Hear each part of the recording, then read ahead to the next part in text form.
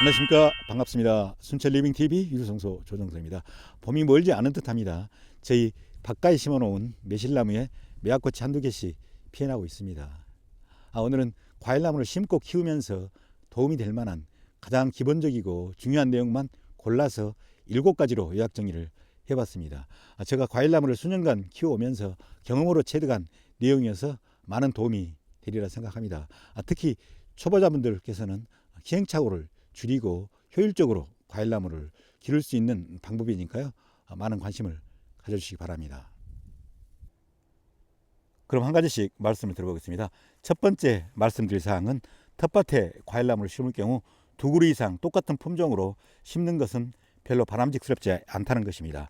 2그루 이상 심을 때는 익는 시기가 다른, 그러니까 숙기가 다른 품종으로 각각 심어주는 게 좋겠습니다.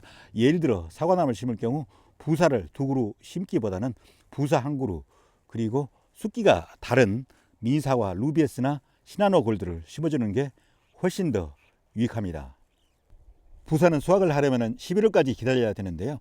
루비에스는 9월 초만 돼도 수확을 할 수 있으니까 이 나무를 혼합해서 심어놓으면 훨씬 더 유리하겠죠.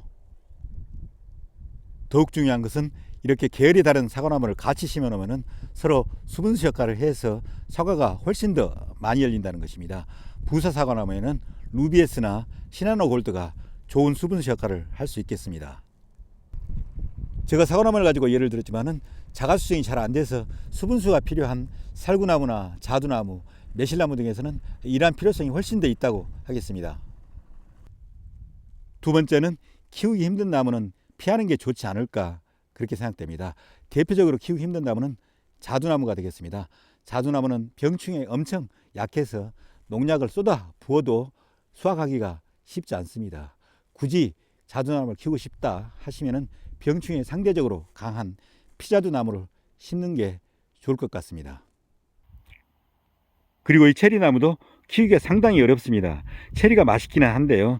체리를 수확하려면 최소한 3, 4년은 기다려야 되고요.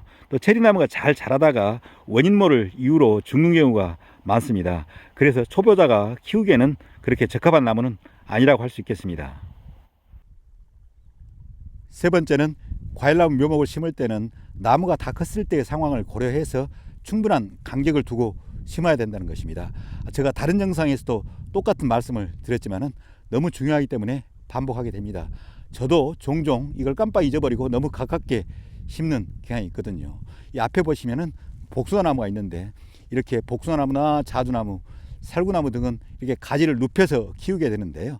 여기 나무를 보시면은 나무 기부에서 한쪽 가지가 자라나온 길이가 2m 50입니다. 양쪽에다가 나무를 심은다면 그래서 최소한 5m 정도의 간격은 두고 심어야 되겠습니다. 그리고 과일나무를 심을 때는 간격뿐만 아니라 주변 상황도 잘 고려해야 될 것 같습니다. 여기도 보시면은 곧바로 낭떠러지가 있는데요. 너무 나무를 밖으로 심다 보니까 주지를 이렇게 세워서 키울 수밖에 없었습니다. 이런 상황을 회피하기 위해서는 이 나무를 안쪽으로 1, 2m 더 당겨서 심었어야 됩니다. 그리고 석류나무나 무화과나무 같이 추위에 약한 과일나무는 겨울철에 북서풍에 노출되지 않도록 이렇게 북쪽에 담 있고 햇볕이 잘 드는 공간에 심어줘야 되겠습니다.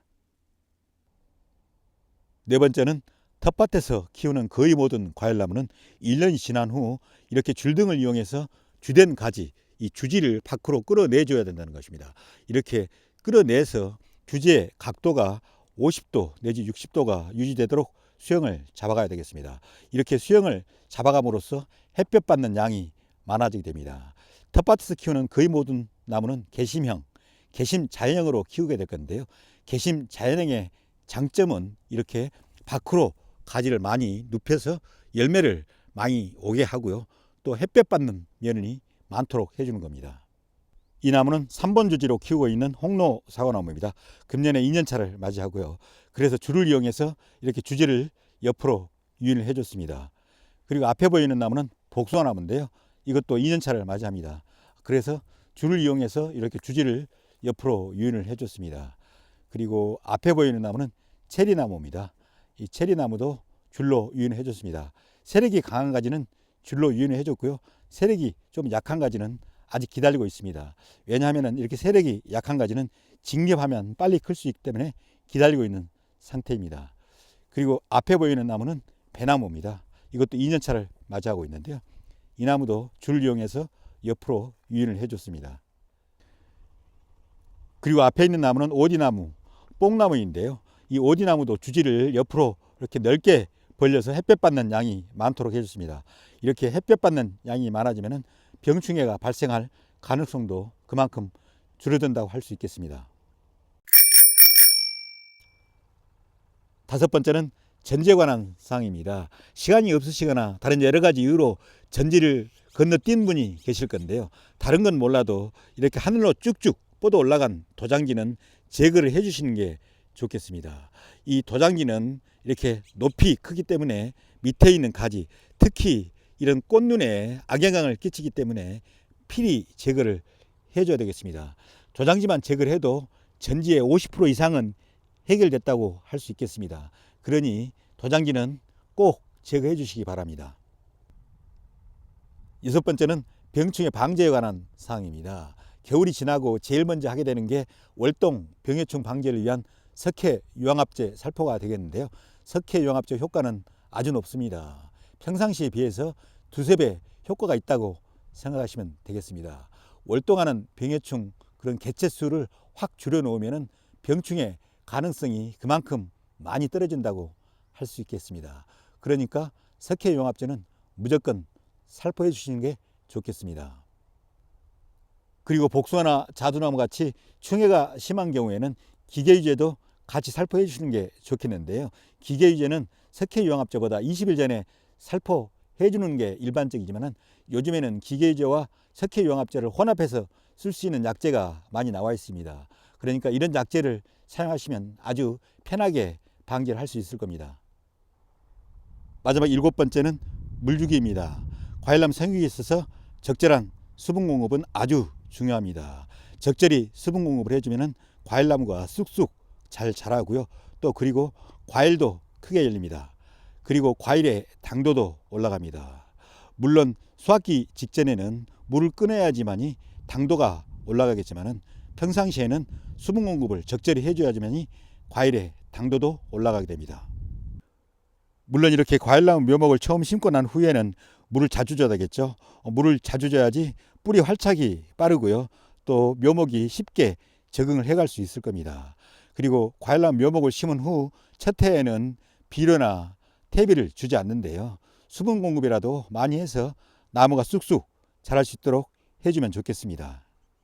그리고 소목의 경우에도 생육기간 동안 규칙적으로 그러니까 일주일에 한 번꼴로 물을 주면 생육에 많은 도움이 되겠습니다. 특히 새싹이 나오고 또 꽃이 필 때는 엄청난 에너지를 소모하게 되는데요. 이때 물을 주면 나무 생육에 많은 도움이 되겠습니다. 제가 지금까지 중요한 내용만 개괄적으로 설명을 드렸는데요. 좀 더 자세한 내용은 저희 채널의 재생 목록에 가시면 되겠습니다. 저희 재생 목록에 가시면은 개별 나무별로 그리고 주제별로 잘 정리가 되어 있으니까요. 많은 이용 바랍니다. 그럼 여기에서 오늘 프로그램을 마무리하겠습니다. 늘 저희 순천 리빙TV를 시청해 주셔서 고맙고요. 오늘 하루도 즐겁고 행복한 시간 되시길 바랍니다. 감사합니다.